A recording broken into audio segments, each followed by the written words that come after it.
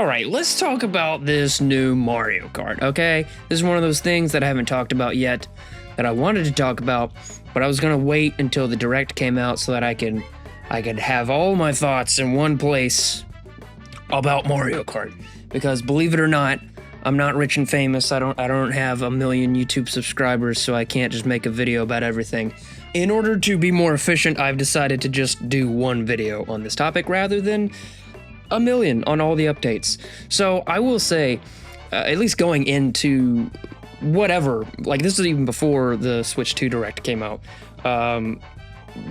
before even seeing anything about a new Mario Kart, I was already thinking like, how are they going to innovate after Mario Kart 8? Because Mario Kart 8, you know, they've got the anti-gravity mechanic, and it seemed like they were running out of ideas for Mario Kart. If you listen to like developer interviews, they're like, well, we don't know what to do after, like, every Mario Kart has to have a gimmick and we have to do something new and innovative.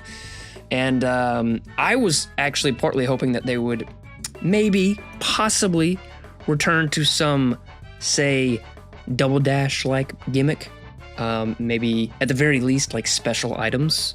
Double Dash really innovated, I think, on the Mario Kart formula in that you have two characters. Each one has a special item. You can strategize the weight of the cart that way, and you can swap them around to control items, and then that also brought a level of, you know, complexity and collaboration and multiplayer, and there was just a lot of really cool stuff that Double Dash did, and I thought it would be really dope to see Double Dash 2 on the Switch 2. Come on. Are you picking up what I'm putting down? I think it was a missed opportunity that they didn't do that, but it's okay. Mario Kart World looks pretty dope, so I'm not gonna complain about it. So let's just go through the stuff that I thought was cool through both of the trailers that have come out.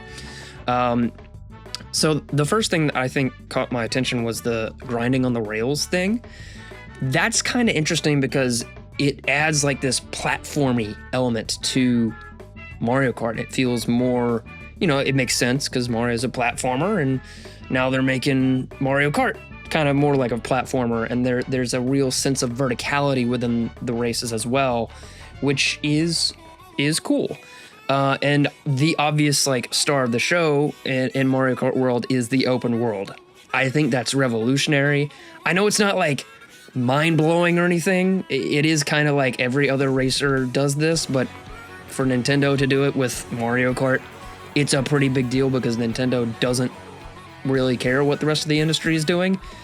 And so an open world Mario Kart is like a Mario Kart fanboy's fever dream. And it's something that we would dream up, but would never actually happen because Nintendo's not going to do that. But then Nintendo did do that. They did. It's real. It's kind of like Need for Speed, but Mario Kart. So I love that all the courses are connected through the world. That's really cool to me. And I love the free roam idea as well. I'll come back to that in a bit. And I like the idea of the Knockout Tour as well. I think it's a natural evolution to the DLC / Mario Kart Tour stuff, which I didn't play that game. But those courses kind of created this thing where each lap would be slightly different, and you're going in on a different path. It's not just the same circuit every lap. It's more like a sprint where you're going into different places for each lap. So it's not really a lap, but anyway, whatever. You go back to the same starting point. I think the Knockout Tour thing really flows well with that idea. I think that's a proper evolution of that concept. The unlockable costumes thing is pretty cool as well. It's very Mario Odyssey. I think it's also interesting to see Nintendo making smut now with Daisy having a bikini costume. You know, who needs Rule 34 when you have Nintendo doing it for you? Although I'm just gonna go ahead and put this out there. Daisy is pretty adorable. All right, Ginger Master Race. Peach is too low IQ for me. Tell me, I'm wondering, which Nintendo princess would you simp for? Maybe it's Pauline, you know? Tell me in the comments. Let's talk about this. Maybe let's not talk about this, actually. I kind of regret bringing this up. Anyway, moving on. We're talking about the Mario Kart Direct, the new one, the exclusively, like, it's like a 16, 17-minute thing of Mario Kart World. Just that game. And it kind of didn't really show much that was new, because they showed a lot off in the original presentation that they did for the Switch 2. But you know, there's a few things that they went through that was somewhat new, so we'll go through that. I do like the collectibles in the free roam, whether it's like, you know, just mini challenges with P-switches or tokens that you can collect.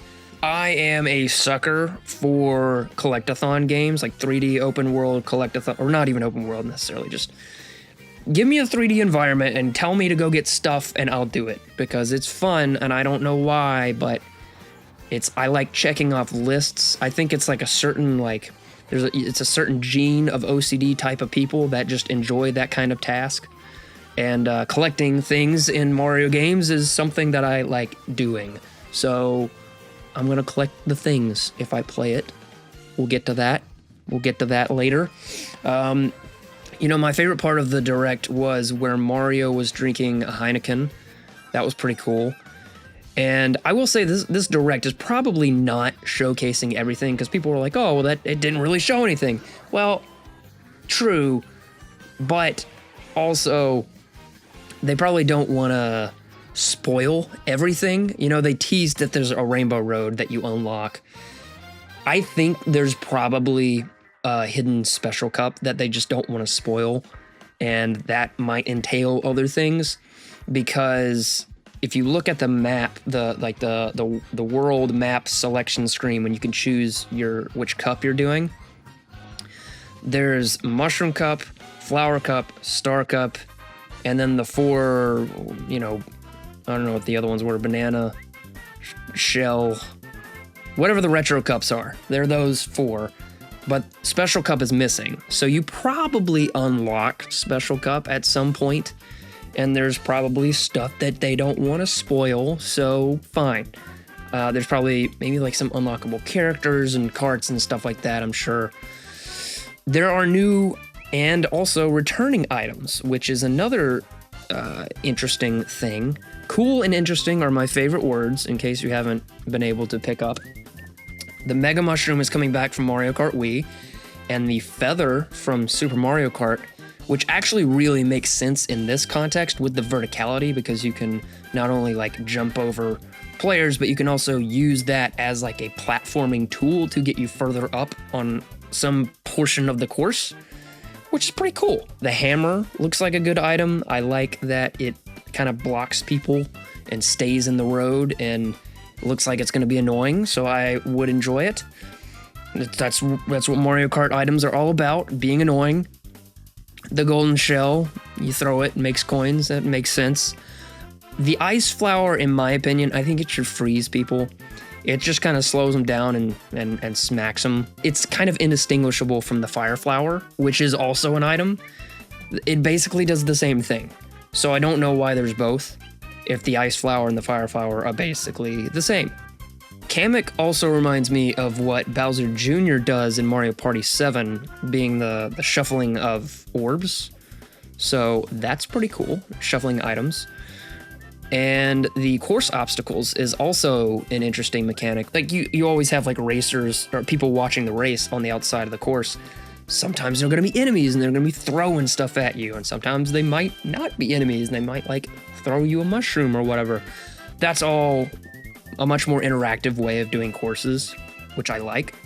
Now, I will say I did kind of groan at the rewind feature, because they did that with Pikmin 4, and I was not the biggest fan. Even though, like in Pikmin 2, if you screw up and you make a really big blunder on a certain sub-level, you're just going to reset the game. So the rewind feature in Pikmin 4 is basically that. It's still kind of, I don't know, it feels a little too hand-holdy for me. And so I didn't really like that they brought this in the Mario Kart, but it redeemed itself because it actually doesn't affect other players. When you rewind, you're the only one that's affected by it, and other racers can race past you if they're right behind you and you rewind just to make a jump or something. It's a risk versus reward kind of thing, and I think that's unique because a lot of times Nintendo will do this handholdy thing for the sake of being handholdy for like the babies, and it's not fun for anyone else because they're just doing the handholdy baby thing. And this actually makes sense, and I think is a balanced approach to something like this in Mario Kart.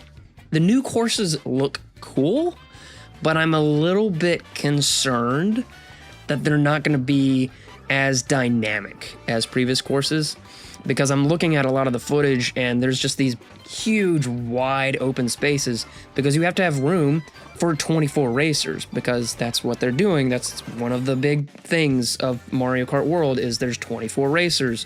I'm not really that impressed by that. Like, I know that's a lot of racers and that's cool, but like, you don't have to. You don't need to do 20. That's kind of overkill. And the course design is definitely affected by that because you have to accommodate for so many racers. You have to make the courses wider. You can't make them as intricate and interesting. I think time will tell. I mean, I'll have to like see it in action and actually play it to kind of get a feel for if that's going to really affect the course design or not. I don't know. We'll see. I like that the old courses are reimagined and integrated within the world as well. I think that's really unique and not something that I was expecting. I thought they were just going to kind of like do a hard reset and not have any old courses. But they have old courses, so that's cool. Toad's Factory is one of the ones that looks pretty faithful. And then Peach Beach looks nothing like Peach Beach. So it's going to be interesting to see how much liberty they take with reinterpreting these courses. Now, I think visually, graphically, it's not the most impressive game. But Nintendo might be prioritizing performance over visuals on this. But I personally don't think the graphics look much better than Mario Kart 8. I know it's an open world and it's a seamless thing, and like they're probably scaling it back for that. And they want to make sure, for example, it can run at 120 frames on handheld maybe. That might be something that they're trying to go for. That being said though, and the fact that this is an early Switch 2 title, I do hope we see more graphically intensive games from Nintendo themselves. Like, I want to see good-looking first-party games, because all of the impressive graphic... Also, I don't know if you guys hear this. I've got an orange cat here. Can you not? This is not Nacho ASMR time. All right? I'm trying to talk about Mario Kart. Okay, sorry about that. That was a minor distraction. Sorry for a distraction. I'm just trying to say, it's been a long day and I can't speak words. All I'm trying to say is I want to see some really good looking Nintendo games, and Mario Kart just looks okay. The only like good graphics we're seeing are coming from third-party developers. And I just want to see Nintendo do some good stuff. There is banger music in the new Mario Kart. I'm a big fan. Mario Kart's always got good music. They absolutely deliver on the music on this front, on this game. Big fan.